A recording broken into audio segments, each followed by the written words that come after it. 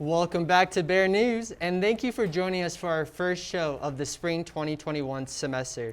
Despite the many challenges of attending a university during a global pandemic, the Bear News staff has been hard at work. Coming up on this episode of Bear News, we have an important update on when COVID-19 vaccines might be more widely available. And we take a look at the Terry Ranch project and how it will affect Greeley's clean water. All that and more when Bear News continues. A new semester at UNC has brought many new faces to the Bear News staff. I'm Austin Sack. And I'm Catherine Stala. The month of January has nearly come to an end, and we near the one-year mark since the start of the global COVID pandemic. Many healthcare and essential workers, as well as people that are more at risk to COVID, have already received partial or both rounds of the vaccine. Bear News reporter Stephen Moss joins us live in the studio to explain who gets vaccinated when. As the coronavirus vaccines roll out, one of the big questions on a lot of people's minds is, when do I get vaccinated? That's true at UNC as well, so here's the latest information. First, remember that the university doesn't control the vaccine rollout. That's up to the Colorado Department of Public Health and Environment. That office will tell campus officials when vaccines are available and who gets them first. And the state public health website says the vaccine is coming out in 3 phases, though the first phase is divided into 2 parts. In phase 1A, the vaccine goes to the highest healthcare workers and those in long-term care facilities. That phase is well underway.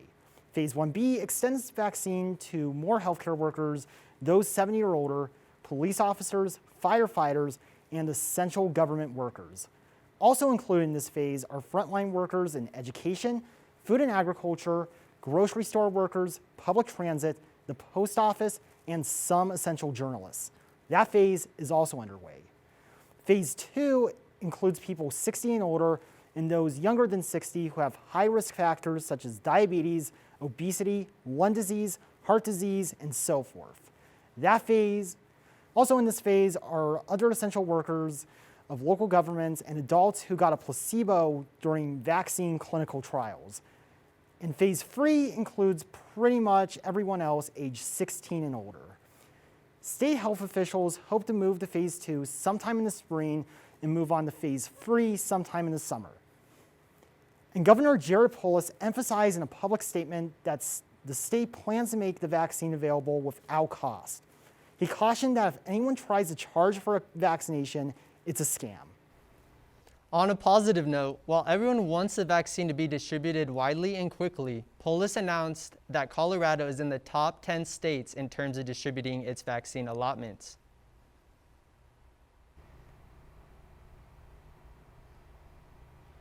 The ongoing pandemic has affected many things, but the fight for racial justice is still going strong. Organizers from UNC, Ames Community College, and Greeley District 6 hosted a virtual march to celebrate Martin Luther King Day. Hosted over Zoom, the online event featured UNC students as well as guest speakers from around the nation. Presenters shared poetry, art, and history in honor of Dr. King. UNC student Kenyon Bernard worked with his group Operation Cheesecake to educate march attendees about police brutality and the importance of activism. It feels very, I guess, homemade. But the process itself isn't necessarily like weird or anything. It just took some getting used to. It's very helpful being able to take after take. That's for sure. Not everyone was satisfied with just a virtual march. An independent group of students organized an in-person march down 10th Avenue, drawing more than 50 people. Organizers stressed the importance of staying active and maintaining solidarity. And I want to ask you all, what would you be doing? Like you personally. After a year as eventful as 2020, both events gave attendees new ways to continue the fight for racial justice. Loud disagreements and strong feelings about election fraud claims turned into violence on January 6 when rioters breached the U.S. Capitol building. In Washington, D.C., Bear News reporter Rowan Williams is on the scene and witnessed the violence, and later got UNC students' reactions. It was a briskly cold and bitingly windy day in the D.C. Beltway when tens of thousands of then-President Trump supporters gathered at the National Mall. But the support turned to outright assault when the most fervent and radical participants advanced through the main crowd and overwhelmed Capitol Police barricades. Police were completely overwhelmed as they fired pepper balls and mace into the mob, who gained ground with every push forward. Let's go! Let's go! Keep walking! We're going to surround the building! While government and law enforcement reeled from the attack, UNC students shared their thoughts on the impact it had on their community and peers.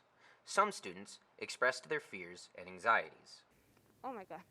A lot of feelings went into my mind. I was both frustrated. I wasn't surprised by any means. And it is kind of crazy. Oh gosh, I feel angry and scared and nervous. We haven't changed much. I have been on edge. Conversely, some expressed concern for their fellow students. Personally, for myself, I don't really feel too unsafe, but of course for others in the community, I do get a little scared for them, especially people of color and stuff like that. I think that I'm worried about definitely students' mental health, especially if they're if they have marginalized identities. But students also expressed a shared belief that UNC community is listening, capable, and in the process of healing. Everyone that I know is speaking up about it. They seem to have it really handled well here. I believe that our community is really strong and resilient. Educators will continue their dialogue with their students. However, unease remains in what has been a decidedly dark and uncertain time in American history.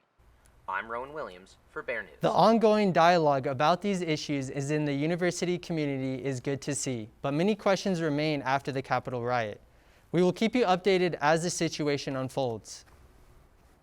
Clean water. If you're lucky, it's not something you have to think too hard about in Greeley. Turn on your tap and fresh mountain water comes out of your faucet, courtesy of the Poudre River. But Poudre River water might not be the only water you're drinking in the coming years. The Terry Ranch project is dubbed as Greeley's water source of the future. The aquifer under Terry Ranch is about 1,300 feet deep and will be Greeley's new drought-resistant water source to support the city's growing population. The water from the aquifer will be treated at a small on-site treatment plant and delivered through a southbound pipeline to Greeley in the event of a drought. On January 12th, the Greeley City Council seemed interested in the idea, and a final decision on the issue is expected from the council in March. But some residents have raised concerns over the issue. They fear naturally occurring uranium-238, which is much different than radioactive uranium-235 and can be easily treated on site at the treatment plant. But they've raised other concerns as well. One such resident is UNC's Communication Studies major Christopher Ashworth. He says by making the Terry Ranch project more visible to the Greeley community, more residents can form their own opinions on this life-changing issue. I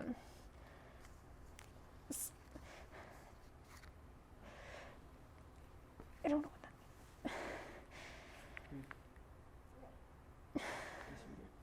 it's a complex and important issue, and if you want to know more about the Terry Ranch project, you can access all the information contained in this story at the City of Greeley website, www.greeleygov.com, and scroll down to the Terry Ranch project. There's a link you can click to learn more. Spring semester is well underway, but some students don't know about UNC's Student Success Coaching Service. Each college has student success coaches who are there to provide students with individual academic assistance. And as Bear News reporter Caitlin Stoddard tells us, they're focused on helping students achieve their academic goals. Although the semester is rolling right along, some students are feeling stressed about not having enough academic support. But never fear. Hope is near because Candelaria Hall 0295 is a place where students can find their academic support with student success coaches. It is pretty amazing what these coaches do for our fellow Bears because each session is filled with positivity and motivation to help students to succeed while they are studying at UNC. I sat down with student success coach Haley Blackburn to further discuss how she helps students.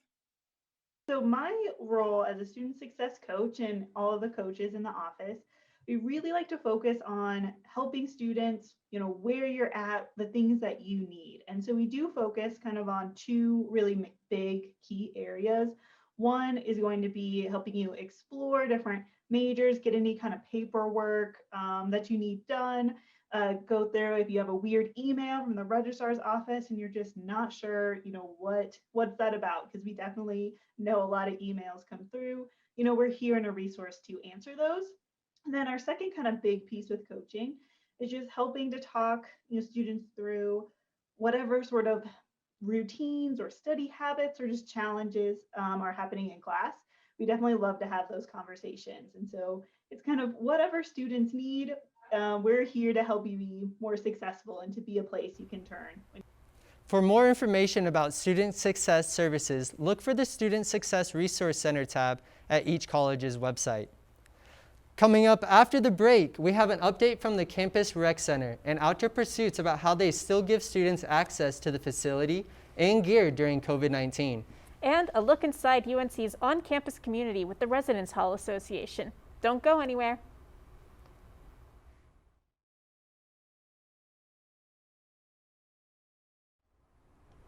Due to the COVID-19 pandemic, there are fewer dining options on campus, leaving students with less options.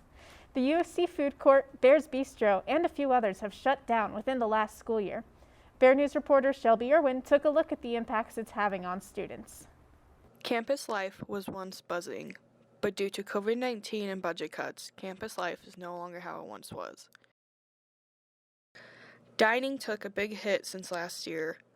Bear's Bistro, Coffee Corner, UC Food Court, and only after one semester, Turner, Gourmet To Go have all shut down. That's at least 4 dining locations the students counted on for food and employment.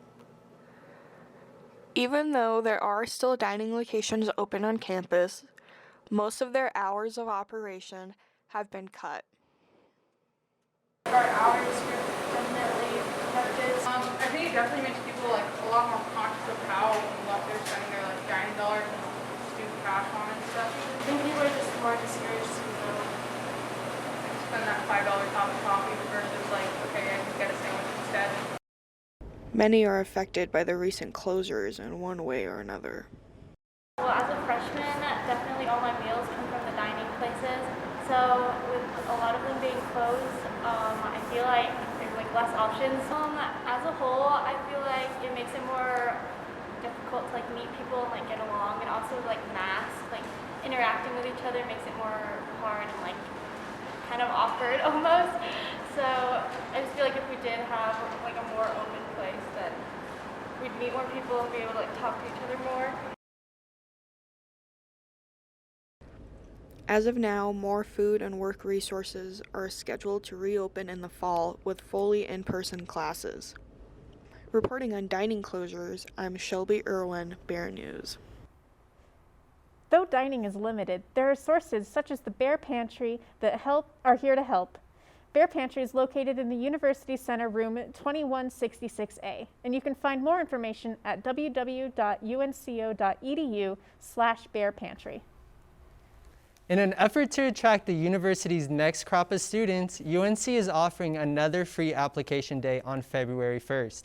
That means potential students can apply to the university without paying the normal $50 application fee. And who doesn't want to save $50, right? To help students apply, the admissions office plans on an all-day free app Zoom room during the free application day.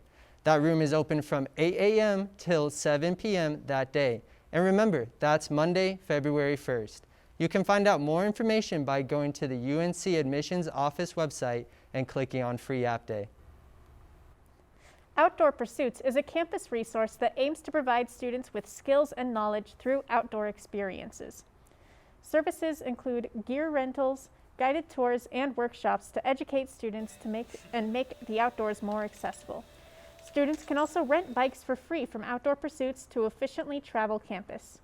Whether you need to get yourself quickly down a mountain with a pair of skis or a snowboard, climb one that's covered in ice, or just find a way across campus, Outdoor Pursuits knows how to help students face these challenges head-on.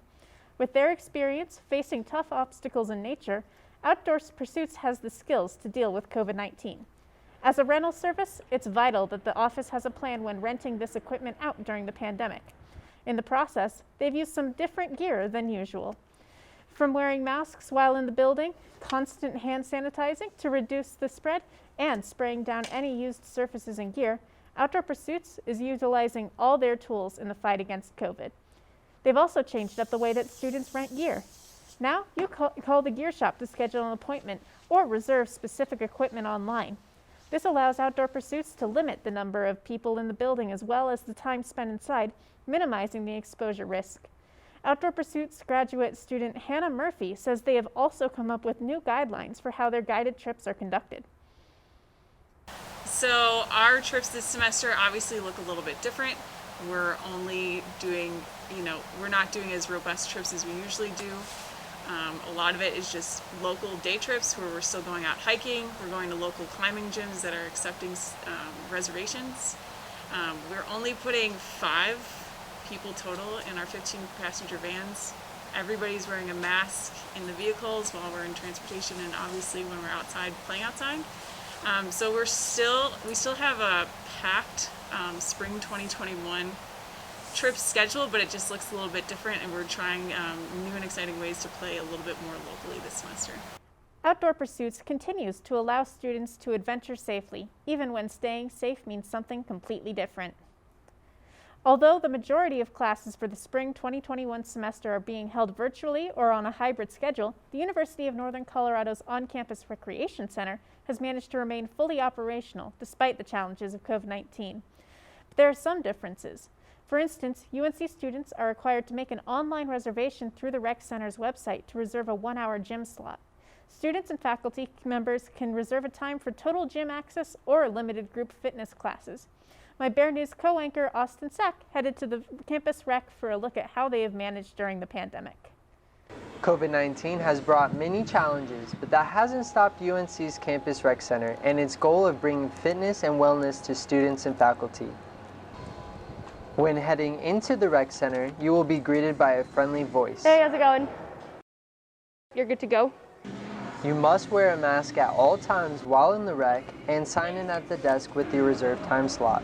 Chris Cobb, Director of Campus Recreation, explains all that the Campus Rec has done to ensure health and safety for all gym users. A few things that we've done is make sure that we've added extra cleaning shifts. You'll probably see folks walking around in the middle of the day with electrostatic sprayers, but it definitely helps the cleanliness and hygiene of the spaces. We've also taken advantage of some of the spaces that aren't being used right now. For example, a couple of our courts by expanding our strength and conditioning area into those courts. We put tarps down and plywood down and moved a lot of equipment into 2 other courts that are next to the strength and conditioning area so that we make sure we have more space for people to work out in while keeping a good amount of equipment for people to use. And we're proud to say that we still have about over 90% of our equipment still being accessible. And then we've also instituted a reservation system, so that way we control the amount of people that are in here at any given time and made sure that the capacity in certain spaces has been reduced to comply with state and institutional guidelines. While following state guidelines, the rec is operating on a normal schedule and is offering in-person and virtual fitness and wellness programs. Students can still check out gear and attend trips through Outdoor Pursuits. Fitness and personal training classes are offered in person as well as virtually. The campus rec staff asks you visit their website for a complete program schedule. And although intramural sports won't be the same this semester, the rec has introduced e-gaming, chess, and The Bachelor to the new intramural schedule. Reporting from the University of Northern Colorado, this is Austin Sack, Bear News. Another difference? Masks. You have to wear a face covering at all times during your scheduled appointment. When we come back, we'll tell you about a new Wing Shack location here in Greeley. And is it a bicycle or a car? Well, one thing we can say is it's interesting. Stay tuned. The dining hall might be closed, but there are still plenty of places to eat.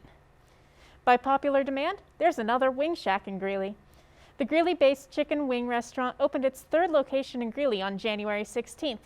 It's just off West 10th Street, near Walmart, and is the chain's 8th location altogether. It includes standard takeout and delivery options, but the new restaurant is the only Wing Shack location to be open for dine-in, at least for now. So you can not only pick up the standard array of chicken wings, chicken sandwiches, fries, and now pretzels, but you can eat them in the restaurant as well. Marketing Director Doug Baker says the new location alleviates stress on the other two restaurants, which are thriving in spite of COVID. So we're lucky to be in the position we are, but yeah, it's presents challenges, and I think we're lucky to have the team members we do, and the operations managers that we do, and the general managers that we do, that like stay up to speed on the changing nature of, health standards, safety protocols, operating procedures to make sure that we're delivering an experience that keeps us safe, our guests safe, and hopefully our communities at large safe. And what timing, with the Super Bowl less than 2 weeks away.